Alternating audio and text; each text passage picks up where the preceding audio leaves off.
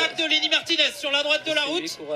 Sur une des dernières rampes. Après, ça va redescendre. Juste après le fort, ça va redescendre. Clément Berthet, il est pas mal. Il prend la roue assez facilement. Non, il insiste. Lenny Martinez, 20 ans déjà vainqueur avant-hier de la classique Grand Besançon-Doubs sur les hauteurs de la capitale comtoise. Et les deux Français qui s'en vont. Lenny Martinez avec Clément Berthet dans la roue. Oh là là là là là là. Voilà. Ils sont quasiment au sommet. Ensuite, ça va rebasculer. Il va y avoir une cuvette, la même où Jesus Herrada avait fait la différence l'an passé. Les deux Français qui ont fait le trou. Ouais, c'est beau, hein. On voyait qu'ils étaient tout le temps là. Faut pas trop qu'ils se regardent. Allez, Lenny Martinez qui demande à Clément Berthet de prendre un relais. Alors, je sais pas si c'est du bluff, mais Clément Berthet, là, il lui a fait signe. Écoute, là, mon coco. Allez, dernier kilomètre. Maintenant, c'est en descente. On voit les images de drone en direct. Les deux hommes de tête qui ont un peu d'avance sur le reste, notamment les deux lotos, notamment Guillaume Martin, notamment Cepeda. Mais les deux hommes de tête, les deux Français, Clément Berthet, le Bisontin, et Lenny Martinez, qui habite dans le sud de la France, mais qui est toujours licencié dans la Nièvre, en Bourgogne-Franche-Comté. Ce sont donc deux coureurs de notre région, la Bourgogne-Franche-Comté, qui sont en tête et qui abordent la descente vers la ligne d'arrivée. Il reste quelques centaines de mètres seulement. Voilà, faut pas se regarder, parce que derrière, ils vont les avoir en point de mire.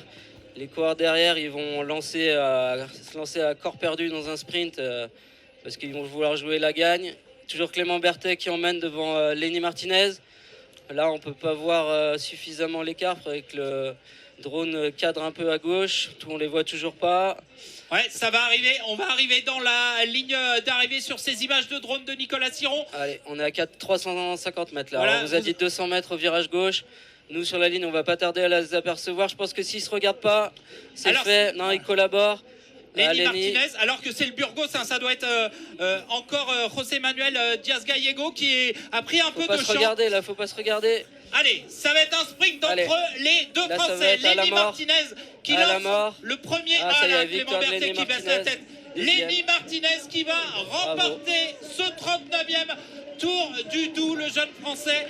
Voilà, victoire de Lenny Martinez ici au sommet du Larmont devant Clément Berthet, le Bisontin d'origine jurassienne. 3e place pour le coureur de Burgos. Il me semble que c'est José Manuel Diaz Gallego et puis un petit groupe qui suit. Voilà, victoire ici de Lenny Martinez.